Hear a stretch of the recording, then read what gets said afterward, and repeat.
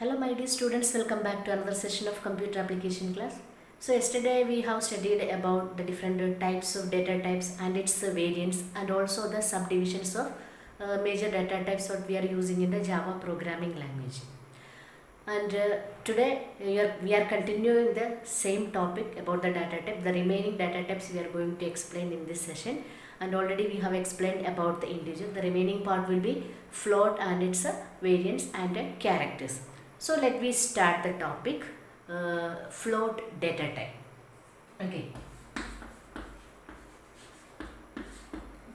So float data type, it is a type of a data. It can hold the decimal fraction number or decimal point numbers. So that kind of numbers, if you wanted to store in any variable, we are depending on the decimal or floating point variable or float variable. So float is having, there are two variants. So that is, the first one is float. Float. The second one is double. The first decimal value storage data type is called as float, and the second one is double. Both will be decimal fraction number only, but the difference between these both, the float is having the range, the number storage range will be little lesser than the double. Double means just double of float. Okay, then how it will be we can see. So what do you mean by decimal fraction number? Decimal fraction number means it is just like a point values, 12.5, 3.7. So this kind of decimal point number is called as a floating number. Okay, so this kind of floating numbers, if you wanted to store in any variable, we are depending on either float data type or double data type. Then both will be used to store the decimal fraction number. Then what is the difference between these both? So simple only. So integer different variants we have seen, and how it is differ from one to another because of their storage capacity. Exactly same in the float also we can define like that. So float is having 4-byte data. 4-byte means it is a 32-bit data. 4-byte means it's a 32-bit data. Double data type means it is having 8-byte. 8-byte, it is a 64-bit data. Okay, so this is the difference. So both will be we are using to store the decimal point number or decimal fraction numbers. Okay, so the difference will be the first float. Then in the normal programming, normal Java programming Android, we are using the either float or double we can use it, but in the smaller range of decimal number, if you wanted to store in the given variable, we are depending on float data type only. But sometimes large range of the decimal value like that, that means 10 raised to minus 33, so like that, so the answer will be like that. So like that, some kind of largest range value if you wanted to store in a particular variable, that is a decimal point number, not integer value. Integer we are using long int or short int, like that we are using, but the decimal point number, largest range if you wanted to store in a single variable, we are depending on double data type. Okay, so these are the float variants, float data type variants, float and double. Okay, so the next data type which we are using in the Java programming language will be character. So which are the character variants we can see. So character is only single data type. It is having two method we can adopt. It means the same data type, different way we are using. So character is not having variance. The same data type, when we are using a variable or when we are trying to input a data to the variable, by the time some kind of a small difference we can make it. Okay, so because of that difference we can store the value, letter, either letter or text or character, like that we can define it. Then how it will be? So actually character means that two type of category will be there. The first one is a character.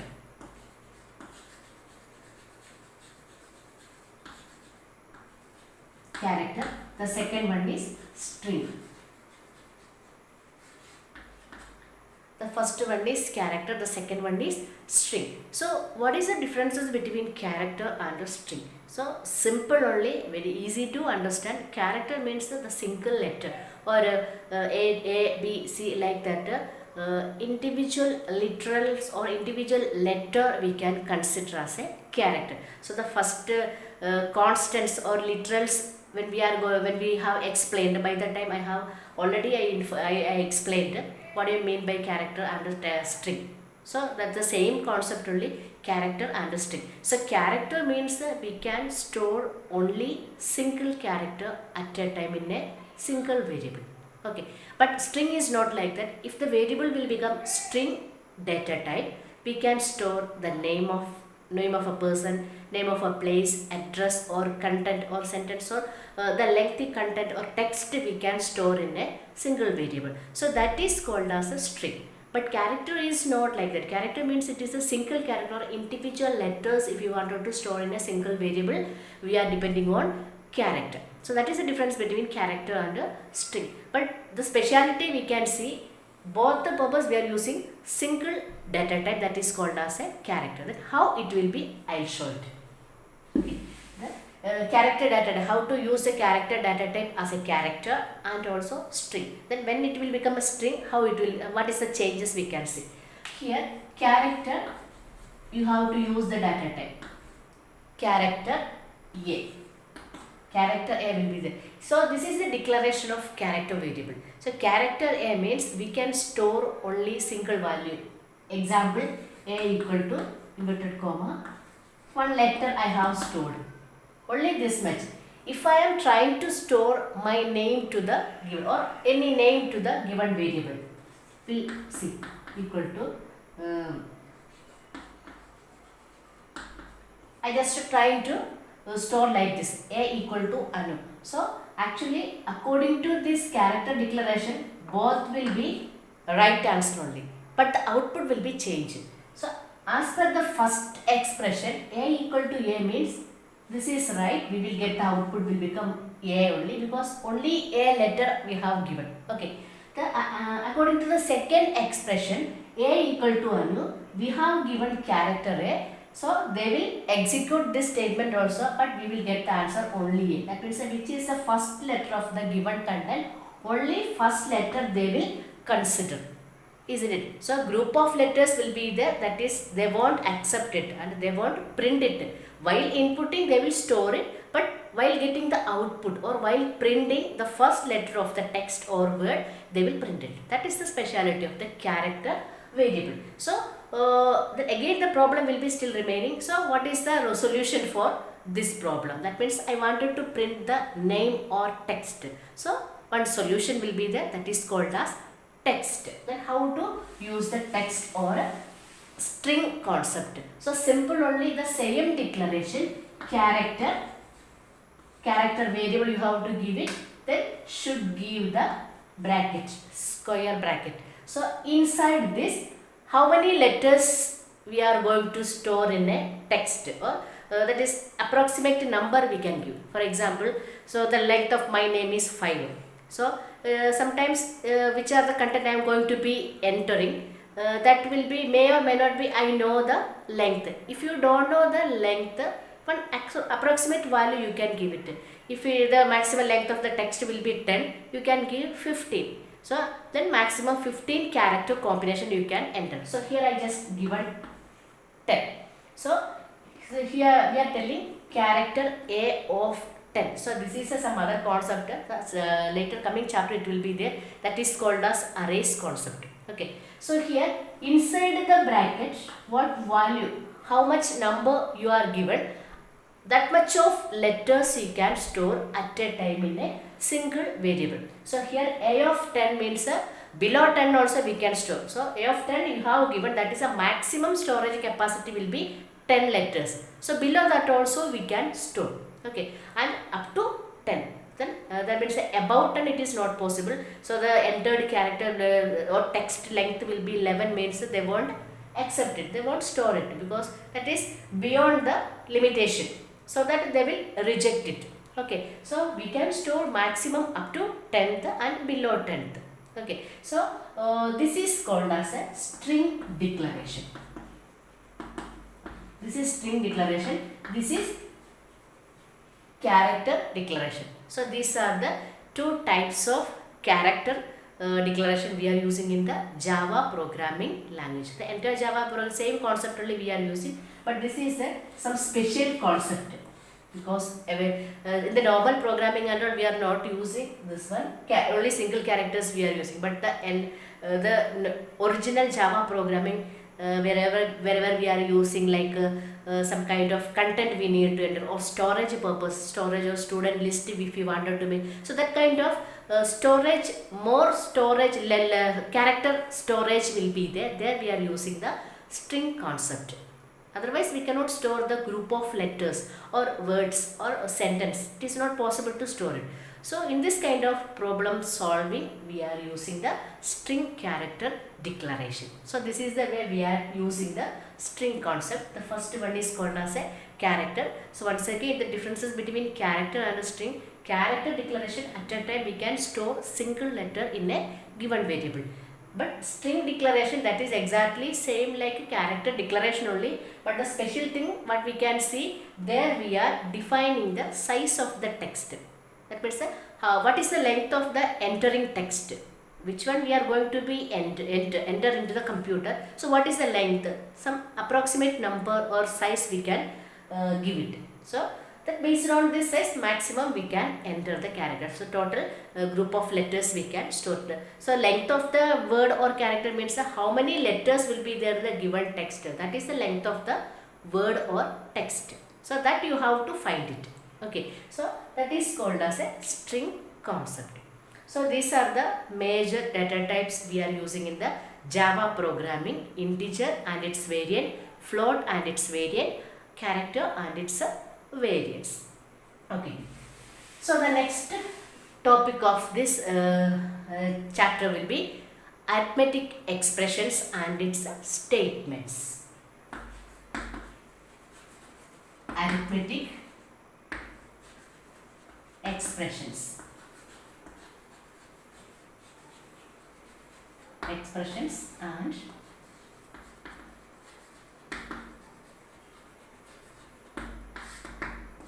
arithmetic expression and its statement. So what do you mean by arithmetic expression? Arithmetic expression means it's a combination of variables, constants, or any kind of arithmetic symbols. That means the set of group of variables or constants or components and arithmetic operations. What are the arithmetic operations we are using? This all together to yield a result. So that is a final result, that is called as a arithmetic expression. So in other words, we can tell the combination of different types of arithmetic operations and a number of variables comes together, we can call it as a, so it will make a form. That means that the combination will make a one particular form. That form is known as a arithmetic expressions. So we are telling algebraic expressions we are telling. Okay, so that like arithmetic expressions. Okay, so then what do you mean by statement? So this arithmetic expressions we are evaluating, we are going to evaluate. After evaluating, this final result should be store one particular variable or output variable, that is called as a statement. Okay, so how it will be, we can see. So here, what are the major arithmetical operators we are using? So many arithmetical operators are there. In the computer programming or computer science, we are using 5 type of arithmetic operators. So which are the 5 type of arithmetic operators? In the mathematics, we are using only 4, that is addition, subtraction, multiplication and division. Is a computer science, one more operator will be there, that is apart from the division, it's called as a modulus operator. So which are the operators, I will show it. The first operator will be addition, then subtraction, then multiplication, then division and modulus operator. So modulus operator, that is a percentage symbol what we are using from the keyboard, that is represented by modulus operator. So these operations we already know. So addition means we are adding any two value, we are subtracting any two value, multiplying or finding the product of any two value or more than two values, and division finding the quotient and remainder. So that is, so division means, so these both are related. That means division and modulus will be, both are related. How it will be related? So we can see how it will be. The first one is division. Division means while doing the division, which one we are considering. So while doing the division, two answer we will get it. That is, the first one is a quotient and the second one is a remainder. So quotient means while doing the division, only we are considering which is the quotient. So that is our result or output. So whatever the remainder will be, that we are not considering, that is the doesn't matter, but we are considering quotient. Okay, so that is division. Okay, then what about modulus operator? The same operation. In the modulus operation also we are doing the division calculation only. Then what is the difference we can see from the division and the modulus? When we are doing the modulus operation, we are considering the remainder. Okay, not quotient. So division, so both will be division operation. The first division we are considering quotient as a output. Okay, the second division we are considering remainder as our output. Remainder means which is our remainder, which remainder you are getting. For example, I just divided by 25 divided by 2. Okay, 25 divided by 2, we will get the answer will be 12. 12 into 2, we will get 24. We will get the answer will be remainder. What? This is a remainder. So in this calculation, this is called as a quotient, this is called as a remainder. Okay, then how we can see? So when we are doing this division operation, we are considering only this answer. So remainder we will leave it.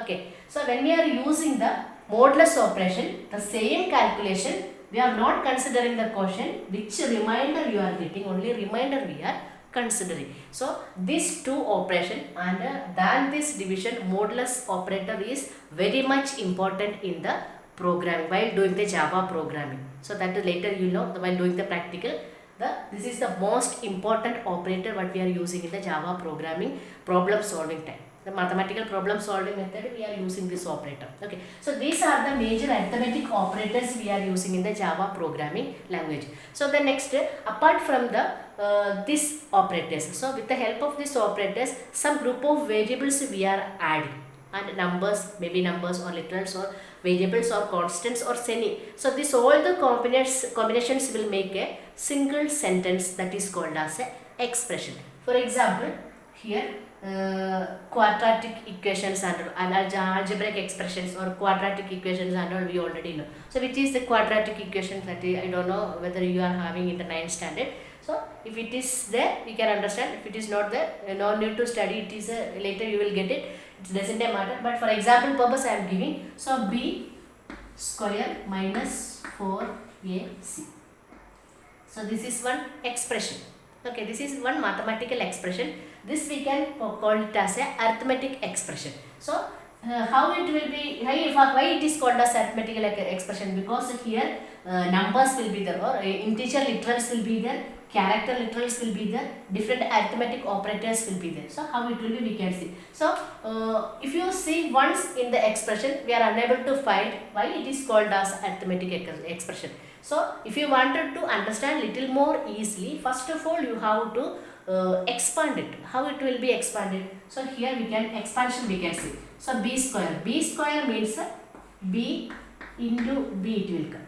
Okay. Then it should be put in a bracket minus the 4.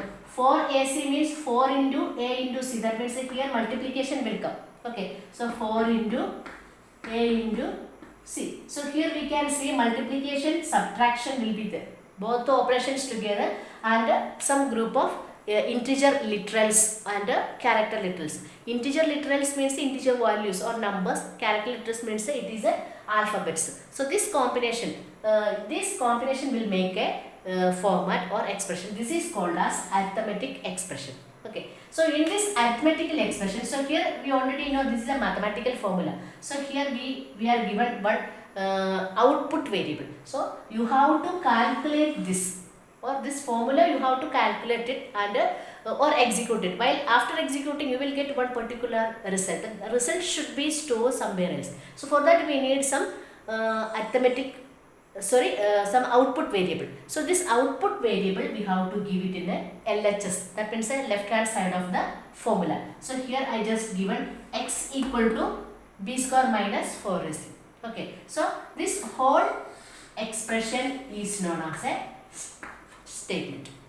Okay, the single group of value will be, that means what are the combination of literals, character literals, integer literals with arithmetical operators is called as a arithmetic expression. This arithmetic expression we are storing to somewhere else, that including that output variable we are considering as a statement. So here the normal calculations we are using. So whenever we are using the Java programming or for implementation of Java programming, the complete statement you should be give. So the final output should be stored somewhere else, that including that variable you should be mentioned. So that is called as, including this is called as a statement. So these are called as arithmetic expressions and statements.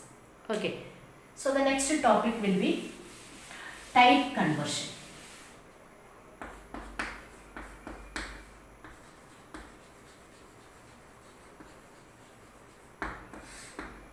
So type conversion means that is completely depending upon the data types only. So whenever we are using the data types, a number of different types of data types we are using in a single programming, and a number of variables also we are using. So type conversion means to converting the data type in another format, isn't it? So that is called as a type conversion. So sometimes more than one form of data type will be there. So this more than one data type we have to merge it together and to find some single data type, to convert it to a single data type. So this conversion of data type one form to another form is called as type conversion. So there are two type of type conversions will be there. The first type conversion will be implicit conversion.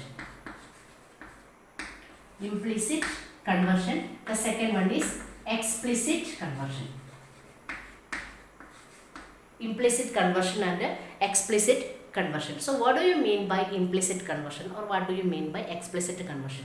So first one is implicit conversion. Actually implicit conversion means that is done by the computer system or Java programming software. So that means the user does not have any role in the implicit conversion. So here while doing this kind of conversion, there they are giving the priority of operators. So priority of data type. So priority of data type means which is having the highest priority, first priority, second priority, third priority. Then how they are giving the priority based on the storage capacity. Okay, so that means which is the least, that will be come first. So here we already know the data types which is having the first priority. We can see the first byte. Byte is having 1 byte data we can store. The second one is we can consider character. Character also at a time only 1 byte data we can store. The third one is short int. Short means 2 byte data. Then integer will be 4 byte data. Then long will be, integer will be 4 byte. Then float. Float will be 4 byte. Then long and double. Then from top to bottom. So this is the priority level of the data type. So based on this data type, the implicit conversion will be working. Then how it will be, we can see. For example, with the help of example, I will show it. So here I just given a declaration of variable later. So here integer a I have given, long b I have given, and long b and long c. Okay, so here two type conversion will be there. Two type declaration will be there. That is the first declaration will be integer a. That means a is a type of integer. Long bc, both will be integer only, but different data types we are using. Okay, so here the program will be, I am going to add a and b, then store to c. Then what is the output? So because 3 variable will be in a 3 type. Okay, so in this 3 type we can add it and we can find the result, but why the reason will be both will be integer data type only, but the type will be changed. So in this kind of situation some confusions will be there. So how they are managing, so which data type we are giving. So here we are when we are doing the subtraction calculation, the negative and positive value subtraction or addition when we are doing. So the highest value will be negative value. The smallest value will be positive. So we are going to add it. After adding or after subtracting, which sign we will give the number. So definitely we will consider the highest value sign. So the same concept we are adopting and using to implicit conversion. So here I am going to add C equal to A plus B. Then what is the type of C? The type of C will be long, type of A will be integer, type of B will be long. Okay. So after executing this expression, what is the type of C? We can consider two data types we are using. Which is having the highest priority of data type, that should be considered as the output data type. Okay. So in this level, 1 byte, 1 byte, 2 byte, 4 byte, 4 byte, 8 byte and 8 byte. So here what are the data types we used? Here integer is 4 byte, long is 8 byte. To compare these two declaration, which is having the highest priority? Of course we can find out long is having the highest priority. So that the output variable we can consider as a long type. Okay. If we are using integer also, that is working will be like that only. Int C I have given, long A and B I have given, C equal to A plus B I have given. Okay. In this expression, the output variable will be integer type we are given, but the input other numbers variable I have given long, but the final output type will be always long only, because to compare, while comparison of these two data type, long is having the highest priority. So this kind of conversion is known as a implicit conversion. This implicit conversion will be done by the computer system. That means without the intervention of the user. That means without the help from the user, the system will be changing this data type. That means while executing, that means this is actually runtime only it will be. Okay, so runtime we can see it. That means after compilation, when we are going to see the output, by the time we can see the implicit conversion. So the next one is explicit conversion. Explicit conversion means that the same priority level they are using, but explicit level will be done by the user only. Okay, so that is compile type. While writing the source code itself, they are changing the data type. For example, here integer A and B I have given, then float C I have given. Okay, so we already know float and integer definitely it will not comes together, because both will be different data types only. But because both will be numerical value they are storing, so that we can consider some percentage we can consider, then how it will be. So this explicit conversion, this conversion will be done by the user. That means a compile time conversion, that is explicit. So how it will be. So here while doing the calculation, float C equal to this we need to, these two variable we need to add it. So before adding this integer variable, we should be converted to float format. Okay, then how to convert it? So here C equal to in the bracket you have to mention float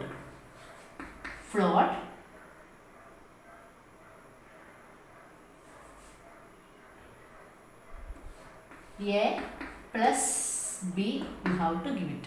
In the bracket you have to mention float A plus B equal. That means if you are giving this like, the C is the destination variable will be float type. Okay, then already A and B we have declared type integer will be, that integer be converted to float format, that is possible. So after converting this integer variable as a float format, then they will do the calculation and final output always will be a float format. That will be done by the user while typing the source code. That means a compile time it will be working. So this conversion is also known as this type of conversion is known as a typecasting. That means the explicit conversion is also known as typecasting conversion. So these are the two type conversions we are using in the Java programming language, that is a implicit and a explicit conversion. Implicit conversion means that is done by the computer system, that is also known as runtime conversion, runtime data conversion. Then explicit conversion will be done by the user while writing the source code itself, they are converting, and that is called as a compile time conversion. So these are the two type conversion we are using, and also the explicit conversion is known as a typecasting. It is also known as typecasting of data or typecasting of variable typecasting, we can tell like that. Okay, so these are the type conversions we are using in the Java programming languages, data types and conversions. Okay, so this chapter will be end. So this is the end of the chapter. So I hope you understood today's class, only little portions, that means it is easy portion only. So if you are having any doubt or clarification, you can make a call to me, or you can drop out a question to the subject group. Okay students, thank you, have a great day.